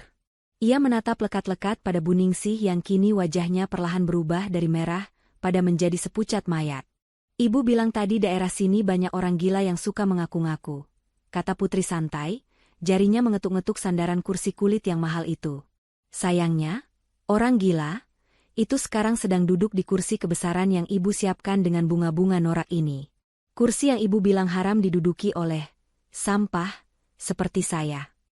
Awis akhirnya bersuara. Suaranya serak, kering, dan hampir hilang ditelan tenggorokan. Put, ini nggak mungkin. Kamu kan? Aku apa, Mas? Potong Putri cepat. Matanya menusuk langsung ke manik mata suaminya, membuat nyali Awis menciut. Aku cuma ibu rumah tangga lulusan SD? Aku cuma istri bodoh yang bisanya ngabisin beras? Itu kan doktrin yang selalu kalian tanamkan di kepalaku setiap hari selama 3 tahun pernikahan kita. Putri berdiri perlahan. Ia berjalan mendekati Awis. Suaminya mundur selangkah secara refleks, seolah Putri adalah monster yang siap menerkam. Mas, mana proposal yang mau kamu presentasikan? Tagih Putri sambil menengadahkan tangan kanannya. Awis dengan tangan gemetar mengangkat map biru yang sejak tadi dipegangnya erat-erat. Keringat dingin bercucuran membasahi kerah kemeja birunya, kemeja yang disetrika Putri semalam dengan penuh air mata. Putri menyambar map itu dengan kasar, membukanya, dan melempar isinya ke meja. Kertas-kertas berhamburan jatuh ke lantai. Lihat ini, Mas, tunjuk Putri pada lembaran kertas yang berserakan di bawah kaki Awis. Laporan proyek Grand Wisata tahun 2023. Proyek yang gagal total karena korupsi vendor. Ini yang mau kamu pamerkan ke grup Raja Wali? Kamu mau bunuh diri di depan investor? Mata Awis terbelalak melihat judul dokumen itu. Ia baru sadar isinya salah total. Aku salah ambil. Ya Tuhan. Bukan salah ambil. Kamu ceroboh dan tidak kompeten, desis Putri kejam. Ia lalu memberi isyarat pada salah satu pengawalnya. Pengawal itu menyerahkan map merah, map yang tadi dibawa Putri dengan susah payah naik ojek, map yang membuatnya didorong satpam. Putri membanting map merah itu ke dada Awis. Buge, ini proposal yang benar. Aku lari-larian, naik ojek panas-panasan, didorong satpammu, diludahi adikmu, ditampar ibumu, cuma demi mengantarkan ini. Demi menyelamatkan wajahmu supaya tidak terlihat tolol di depan investor. Suara Putri meninggi, menggetarkan seisi lobi yang sunyi senyap. Buningsih tersentak kaget sampai memegang dadanya, napasnya tersengal. Tapi apa balasan kalian? Lanjut Putri, suaranya bergetar menahan amarah yang meledak. Matanya berkaca-kaca, bukan karena sedih, tapi karena murka. Kalian usir aku. Kalian sebut aku pembawa sial. Kalian bilang aku cuma noda yang merusak pemandangan. Saskia mencoba menyela dengan suara mencicit, tapi Mbak Putri, Kak kita kan gak tahu kalau Mbak itu. Diam, bentak Putri menggelegar. Jangan panggil aku Mbak. Tadi kamu panggil aku apa? Gembel? Benalu? Teruskan saja. Jangan jilat ludahmu sendiri, Saskia. Saskia langsung menunduk. Tubuhnya gemetar ketakutan. Ia belum pernah melihat kakak iparnya yang pendiam bisa semarah ini. Putri menarik napas panjang, berusaha mengembalikan ketenangannya sebagai seorang CEO. Ia kembali duduk, menyilangkan kakinya lagi dengan anggun, meski hanya memakai sandal jepit kotor. Aura kekuasaannya begitu kuat, hingga membuat pakaian mahal Buningsih dan Saskia terlihat seperti kostum badut. Oke. Cukup drama keluarganya. Sekarang kita bicara bisnis, ucap Putri datar, seolah baru saja menekan tombol saklar emosi. Tatapannya berubah menjadi dingin dan penuh perhitungan. Pak Hadi, bacakan hasil audit rahasia tim kita terhadap Cipta Karya. Pak Hadi membuka tabletnya dan mulai membacakan data dengan suara lantang. Baik, Bu. Berdasarkan investigasi tim forensik keuangan kami selama seminggu terakhir, ditemukan bahwa kondisi Cipta Karya bukan hanya stuck, tapi sudah stadium akhir kanker finansial. Ada kebocoran dana sebesar 1,5 miliar rupiah di divisi pemasaran yang dialirkan ke rekening pribadi atas nama Saskia. Apa? Teriak Awis dan Bu Ningsih bersamaan. Mata mereka melotot horor, menoleh serempak ke arah Saskia. Wajah Saskia memerah padam, lalu berubah menjadi putih kertas dalam sedetik. Bohong. Itu fitnah. Pak Hadi bohong. Jeritnya panik. Saya punya bukti transfernya, Nona. Sela Pak Hadi tenang sambil menunjukkan layar tabletnya ke arah Awis. Uang itu digunakan untuk pembelian tas mewah branded, liburan ke Bali 2 kali, dan pembayaran DP mobil sport pacar Anda. Awis menatap adiknya dengan tatapan hancur dan tak percaya. Sas? Kamu maling uang perusahaan saat kita lagi sekarat begini. Mas, aku bisa jelasin aku cuma pinjam. Saskia mulai menangis meraung-raung. Lanjut, Hadi, perintah Putri dingin, sama sekali tidak tersentuh dengan air mata Saskia. Selain itu, sambung Hadi tanpa ampun, Ibu Ningsih tercatat menggunakan dana darurat perusahaan sebesar 500 juta rupiah untuk top-up arisan sosialita dan biaya operasi plastik hidung yang gagal bulan lalu. Kali ini Awis menatap ibunya dengan mulut ternganga. Bu Ningsih salah tingkah, membuang muka menghindari tatapan putranya. Itu pinjaman sementara, Wis. Nanti ibu ganti kalau menang arisan. Ibu kan harus jaga gengsi. Putri tertawa pelan. Tawa yang sangat menyakitkan dan merendahkan. Luar biasa. Tepuk tangan Putri pelan. Prok prok prok. Cipta Karya, perusahaan warisan mendiang bapak mertua yang dulu jaya, dihancurkan oleh rayap-rayap di dalam rumahnya sendiri. Dan kalian berani menyalahkan aku atas kebangkrutan ini? Kalian bilang aku pembawa sial karena masakanku cuma tempe. Putri mencondongkan tubuhnya ke depan, menatap mereka bertiga dengan jijik. Dengar baik-baik. Grup Raja Wali tidak pernah berinvestasi pada perusahaan busuk yang dipimpin oleh boneka tak berpendirian, dan dikerogoti oleh parasit-parasit serakah. Jadi kamu menolak kami, Put? Tanya Awis lirih, bahunya merosot, harapannya musnah sudah. Menolak? Putri tersenyum miring, senyum yang membuat bulu kuduk berdiri. Oh, tidak semudah itu, Mas. Aku tidak hanya menolak investasi ini. Putri menoleh ke Pak Hadi. Jelaskan status kepemilikan gedung ini sekarang. Pak Hadi mengangguk tegas. Siap, Bu.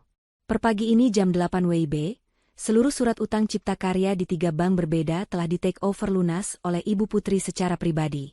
Sesuai klausul perjanjian utang piutang, karena Cipta Karya gagal bayar selama 6 bulan berturut-turut, maka seluruh aset jaminan, termasuk gedung kantor ini, tanah pabrik, dan rumah tinggal yang kalian tempati, kini beralih kepemilikan menjadi milik Ibu Putri sepenuhnya.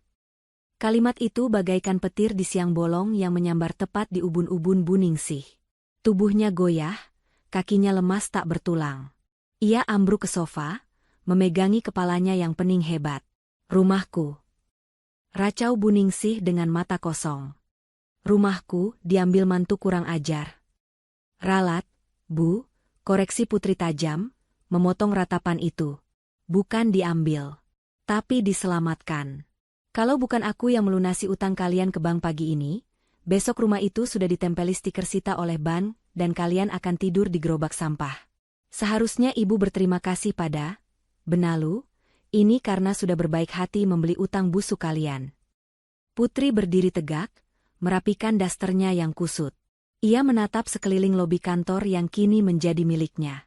Sekarang, karena gedung ini adalah properti pribadi saya berhak menentukan siapa yang boleh berada di sini dan siapa yang tidak. Jari telunjuk Putri terarah lurus ke pintu keluar kaca yang terbuka lebar. Saya beri waktu 10 menit untuk kalian membereskan barang-barang pribadi. Jangan bawa satupun aset kantor, termasuk laptop atau mobil operasional. Setelah itu, silakan angkat kaki dari gedung saya. Putri, tega kamu sama ibu. Jerit Buningsih histeris, air mata buayanya mulai tumpah deras. Ia mencoba meraih tangan Putri. Ibu ini orang tua yang melahirkan suamimu. Di mana hati nuranimu, nak? Kita kan keluarga. Putri menepis tangan mertuanya itu dengan dingin. Hati nurani saya sudah mati, Bu, jawab Putri tanpa ekspresi. Mati tepat saat ibu menampar saya di depan orang banyak tadi pagi. Mati saat ibu menyuruh satpam menyeret saya seperti anjing kurap. Sekarang, nikmatilah buah dari apa yang ibu tanam. Putri berbalik memunggungi mereka, berjalan menuju lift VIP. Hadi, hitung mundur mulai sekarang. Jika dalam 10 menit mereka masih terlihat di lobi ini, panggil security untuk mengantar mereka keluar. Persis seperti cara mereka mengusir saya tadi. Jangan beri ampun. Baik, Bu.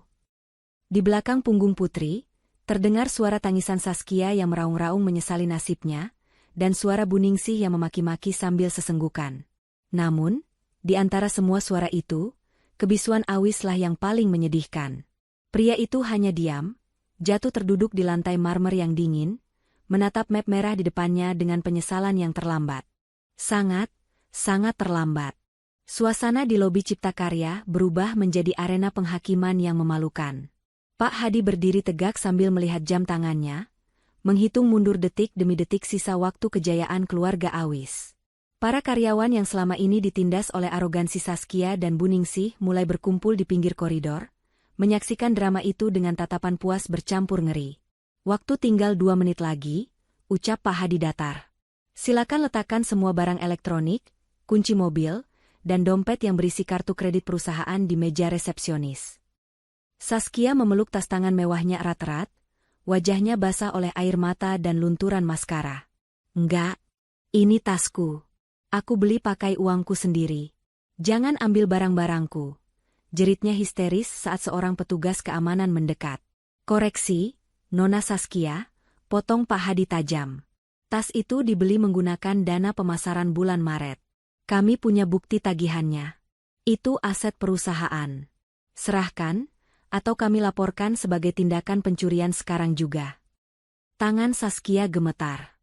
Pilihan antara penjara atau menyerahkan tas kesayangannya adalah siksaan batin baginya. Dengan isak tangis yang memilukan, ia melempar tas Chanel palsu itu ke meja. Petugas keamanan segera mengamankannya. Tidak hanya tas, ponsel iPhone 15 Pro Max miliknya juga disita karena tercatat sebagai inventaris kantor. Ini perampokan, teriak Buningsih, yang kini duduk lemas di lantai karena kakinya tak kuat menopang tubuh. Kalian menindas janda tua. Awis, lakukan sesuatu. Kamu itu laki-laki, masa diam saja melihat ibu dan adikmu dijarah begini? Lawan mereka. Awis berdiri mematung di tengah kekacauan itu. Wajahnya kosong, jiwanya seakan sudah terbang entah kemana. Ia menatap kunci mobil di tangannya, mobil dinas direktur yang selama ini menjadi simbol status sosialnya. Dengan gerakan lambat, Awis meletakkan kunci itu di meja resepsionis. Sudah, Bu. Sudah, gumam Awis lirih. Kita memang salah. Kita kalah. Kalah apanya? Bentak Buningsih, memukul kaki putranya. Istrimu itu yang kurang ajar. Dia pasti pakai ilmu hitam sampai bisa kaya mendadak begitu. Tidak mungkin si putri yang bodoh itu punya perusahaan raksasa. Di lantai atas, dari balik dinding kaca ruang CEO yang kedap suara, Putri menyaksikan semuanya melalui monitor CCTV. Wajahnya tenang, namun matanya menyeratkan kelelahan yang amat sangat. Ia tidak menikmati penderitaan mereka, tapi ia tahu ini adalah pelajaran yang harus diberikan. Pintu ruangan terbuka. Awis masuk dengan langkah gontai, dikawal ketat oleh 2 bodyguard.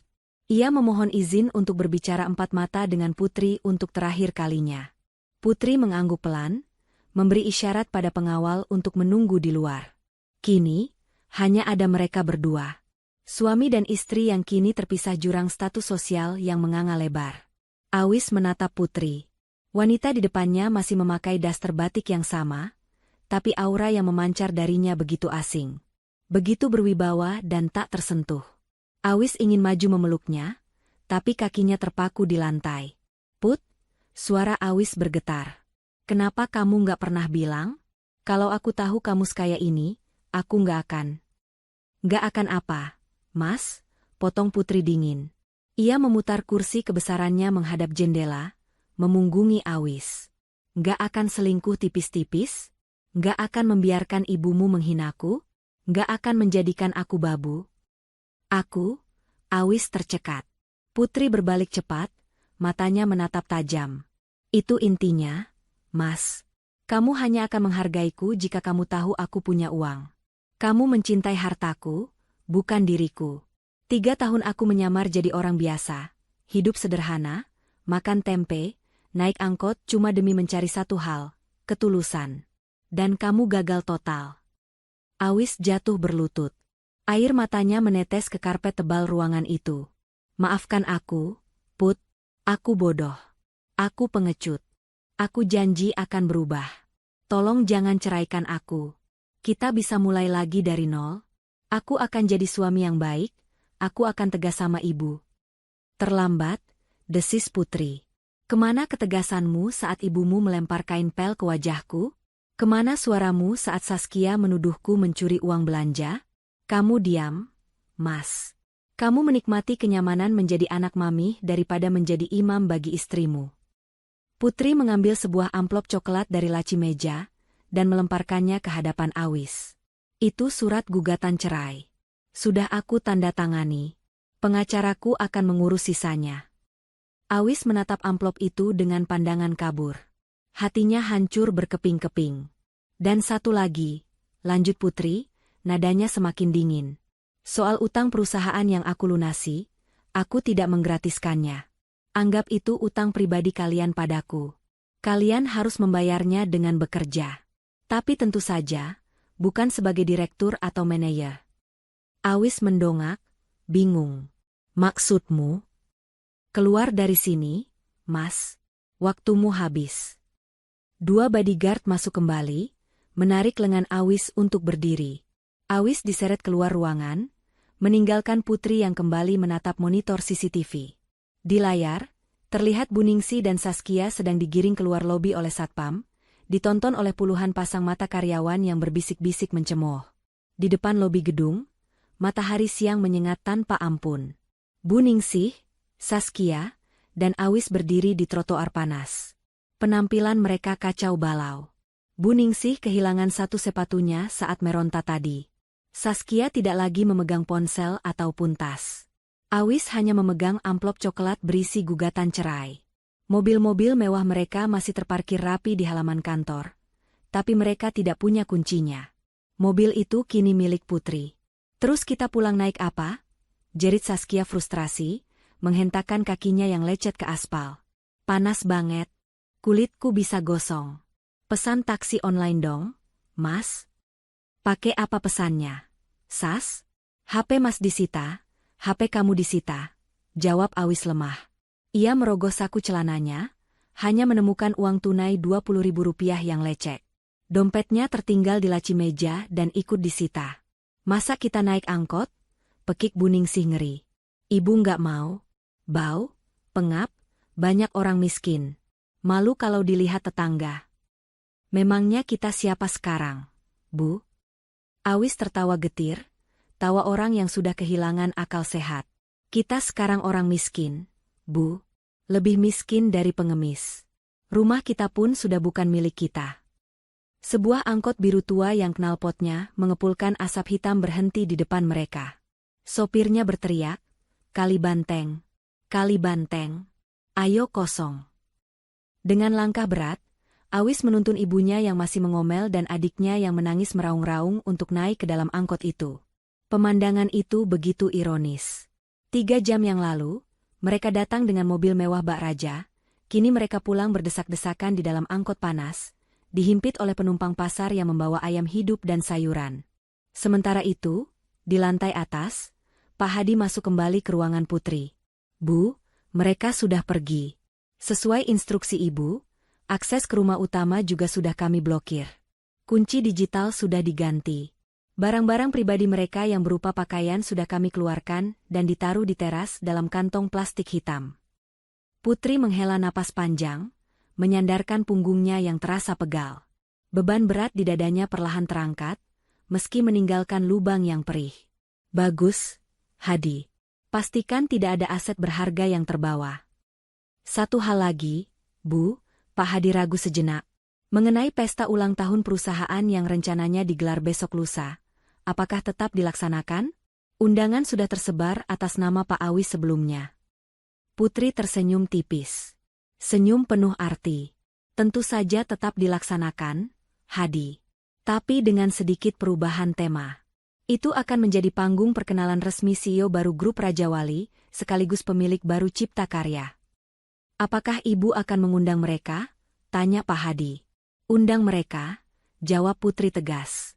Berikan undangan VIP. Aku ingin mereka melihat dengan mata kepala sendiri, pesta kemenangan yang seharusnya menjadi milik mereka, tapi mereka buang demi kesombongan semu. Putri berdiri, berjalan menuju jendela kaca besar yang menampilkan pemandangan kota. Di bawah sana, angkot biru yang membawa suami dan mertuanya perlahan menghilang di tengah kemacetan. Hukuman fisik hanyalah permulaan. Hadi, gumam Putri pelan. Hukuman sesungguhnya adalah penyesalan seumur hidup. Dan besok lusa, penyesalan itu akan mencapai puncaknya. Putri berbalik, melangkah keluar ruangan. Kali ini, kepalanya tegak. Tidak ada lagi Putri si Upik Abu. Yang ada hanyalah Putri, sang ratu yang telah kembali ke tahtanya. Siapkan mobil. Kita ke salon. Aku butuh makeover untuk pesta besok. Sudah terlalu lama aku menyembunyikan kecantikanku di balik daster lusuh ini. Malam puncak perayaan ulang tahun Cipta Karya, yang kini telah resmi berganti nama menjadi anak perusahaan Raja Wali Furnitur, digelar di Grand Ballroom Hotel Bintang 5 termewah di kota. Lampu kristal raksasa memancarkan cahaya keemasan, memantul pada gaun-gaun malam sutra dan jas-jas mahal para tamu undangan. Di sudut ruangan, dekat meja prasmanan, berdiri 3 sosok yang tampak canggung dan gelisah. Bu Ningsih, Awis, dan Saskia. Mereka hadir berbekal undangan VIP yang dikirimkan Putri, namun penampilan mereka jauh dari kata VIP. Bu Ningsih mengenakan kebaya lama yang sedikit longgar, karena berat badannya turun drastis dalam 2 hari terakhir akibat stres. Saskia memakai dress pesta yang kusut karena diambil dari kantong plastik hitam, tanpa perhiasan, tanpa tas branded. Awis mengenakan jas yang sama, namun matanya cekung dan tak bercahaya. Mereka tidur di kontrakan petak sempit tadi malam, dikerubuti nyamuk, setelah diusir dari rumah mewah mereka. Undangan ini adalah satu-satunya harapan mereka. Harapan bahwa Putri mungkin akan luluh jika melihat mereka datang memohon maaf di depan umum. Ingat, nanti begitu Putri turun, kita langsung maju. Jangan ragu. Nangis kalau perlu. Sujud di kakinya, bisik Bu Ningsih gemetar, meremas tangan Awis. Dia itu dulu penurut. Pasti dia nggak tega kalau lihat ibu nangis di depan banyak orang. Awis hanya diam. Hatinya ragu. Ia tahu Putri yang sekarang bukanlah Putri yang dulu. Tiba-tiba, lampu ruangan meredup. Sorot lampu sorot terpusat ke arah tangga pualam di ujung ruangan. Musik orkestra megah mulai beralun. MC bersuara lantang, hadirin sekalian, mari kita sambut pemilik baru sekaligus CEO Grup Raja Wali, Ibu Putri Aisyah. Pintu ganda di atas tangga terbuka. Hening seketika, Putri melangkah keluar. Tidak ada lagi daster lusuh. Tidak ada lagi sandal jepit. Malam ini, ia mengenakan gaun malam berwarna merah marun yang menjuntai indah, membalut tubuhnya dengan sempurna. Rambutnya disanggul elegan dengan hiasan berlian asli yang berkilauan. Wajahnya dipoles makeup profesional, memancarkan kecantikan yang selama ini tersembunyi di balik asap dapur. Ia terlihat seperti ratu yang baru saja menaklukkan dunia. Ya Tuhan, itu Putri? Saskia menutup mulutnya, tak percaya. Cantik banget. Awis menahan napas. Rasa sesal menghantam dadanya begitu keras, hingga ia merasa sesak. Wanita berkilauan di sana itu adalah istrinya. Istri yang dulu ia biarkan mencuci piring sendirian sementara ia tidur pulas. Istri yang ia abaikan demi ego ibunya. Putri menuruni tangga dengan anggun, didampingi Pak Hadi. Ia tersenyum ramah pada para tamu yang bertepuk tangan, namun matanya yang tajam langsung menangkap keberadaan 3 tamu spesial di sudut ruangan. Senyumnya berubah sedikit miring. Putri naik ke podium. Ia memegang mic dengan percaya diri. "Selamat malam," sapa Putri, suaranya lembut namun berwibawa. "Terima kasih telah hadir. Malam ini adalah awal baru bagi perusahaan ini. Dulu, tempat ini dikelola dengan kesombongan dan kepalsuan. Tapi mulai hari ini, kita akan membangunnya dengan kejujuran dan kerja keras." Tepuk tangan membahana. Bu Ningsih merasa tersindir hebat. Wajahnya panas. "Saya juga ingin mengucapkan terima kasih khusus," lanjut Putri, matanya terkunci lurus ke arah Bu Ningsih. "Kepada masa lalu saya. Kepada orang-orang yang mengajarkan saya bahwa kesabaran ada batasnya, dan bahwa harga diri tidak bisa dibeli dengan uang belanja recehan." Sadar ini momennya, Bu Ningsih nekat menerobos kerumunan. Ia menyeret Awis dan Saskia. "Putri, anakku." Bu Ningsih berteriak histeris, membuat semua tamu menoleh kaget. "Putri, ini ibu, nak. Maafkan kami hilaf. Jangan buang kami, nak." Awis mencoba menahan ibunya karena malu, tapi Bu Ningsih sudah terlanjur berlutut di depan panggung. Saskia ikut berlutut sambil menangis buaya. "Mbak Putri, maafkan Saskia. Saskia janji bakal baik sama Mbak." Suasana hening tegang. Bisik-bisik mulai terdengar. Para tamu memandang jijik pada drama murahan itu. Putri menatap mereka dari atas panggung tanpa berkedip. Tidak ada rasa iba di matanya. Ia memberi isyarat tangan. Musik berhenti. Putri turun dari panggung perlahan. Suara hak sepatunya tak menggema mendekati mereka. Ia berdiri tepat di depan Bu Ningsih yang sedang sujud. "Berdiri, Bu," ucap Putri datar. "Tidak. Ibu tidak mau berdiri sebelum kamu maafkan. Kita keluargakan. Put, Awis masih suamimu," raung Bu Ningsih. "Mantan suami, Bu. Surat cerai sudah masuk pengadilan," koreksi Putri tenang. "Dan soal maaf, saya sudah memaafkan. Menyimpan dendam itu cuma bikin kerut di wajah cantik saya." Wajah Bu Ningsih langsung cerah. Ia berdiri cepat. "Alhamdulillah. Ibu tahu kamu anak baik. Jadi, kapan kami bisa pindah kembali ke rumah? Kontrakan itu panas. Put, ibu nggak kuat." Putri tertawa pelan. Tawa yang renyah namun dingin. "Siapa bilang kalian boleh kembali ke rumah?" Senyum Bu Ningsih lenyap. Tapi, katanya sudah dimaafkan." "Memaafkan bukan berarti melupakan, dan bukan berarti membiarkan benalu menempel lagi di pohon yang sudah sehat," jawab Putri tajam. Ia menatap Awis yang hanya bisa menunduk malu. "Mas Awis, Saskia, Bu Ningsih. Kalian punya utang miliaran pada saya karena korupsi dan gaya hidup kalian. Saya tidak akan memenjarakan kalian, karena saya masih punya sedikit belas kasihan pada almarhum bapak mertua." Putri menjentikan jarinya. Pak Hadi maju membawa 3 seragam berwarna biru muda. Seragam cleaning service, OB. "Tapi utang tetap utang. Kalian harus membayarnya dengan bekerja." Putri menunjuk seragam itu. "Mulai besok, kalian diterima bekerja di gedung ini. Tugas kalian adalah menyapu, mengepel, dan membersihkan toilet karyawan." "Apa?" pekik Saskia. "Mbak gila ya? Aku sarjana ekonomi disuruh jadi tukang pel? Kenapa?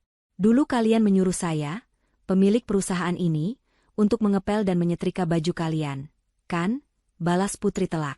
"Sekarang rasakan bagaimana rasanya diperlakukan seperti bawahan. Kalau kalian kerja rajin, mungkin dalam 20 tahun utang kalian lunas." Putri mendekatkan wajahnya ke wajah Bu Ningsih yang pucat pasi. "Terima tawaran ini, atau saya proses hukum semua penggelapan dana kalian ke penjara. Pilih mana? Jadi OB atau jadi narapidana?" Bu Ningsih gemetar hebat. Ia tahu Putri tidak main-main. Pilihan menjadi narapidana jauh lebih menakutkan. Dengan tangan gemetar dan air mata kehinaan yang sesungguhnya, Bu Ningsih mengambil seragam OB itu. Awis dan Saskia mengikuti dengan pasrah. "Bagus," Putri tersenyum puas. "Selamat bekerja. Oh ya, besok tolong pastikan toilet di lantai eksekutif bersih dan wangi ya." Saya sering pakai toilet itu. Putri membalikkan badan, mengibaskan gaun merahnya, dan berjalan kembali ke tengah kerumunan tamu yang bertepuk tangan riuh mengagumi ketegasannya. Ia disambut oleh rekan-rekan bisnis yang hormat padanya. Ia bersinar terang. Sementara di sudut gelap ruangan, di bawah bayang-bayang kemewahan pesta, Bu Ningsih, Awis, dan Saskia memeluk seragam cleaning service mereka sambil menangis tanpa suara. Mereka menatap punggung Putri yang semakin menjauh, menyadari bahwa mereka baru saja kehilangan berlian paling berharga, hanya karena mereka terlalu sibuk memungut batu kali. Dan malam itu, Putri tidak menoleh ke belakang lagi. Pesan moral cerita. Jangan pernah menilai seseorang hanya dari penampilan luarnya, dan jangan pernah merendahkan orang lain saat kamu merasa di atas. Karena roda kehidupan itu berputar. Tangan yang hari ini kamu ludahi, mungkin adalah satu-satunya tangan yang besok kamu cium untuk meminta pertolongan. Hargai pasanganmu dengan tulus, bukan karena hartanya, tapi karena keberadaannya.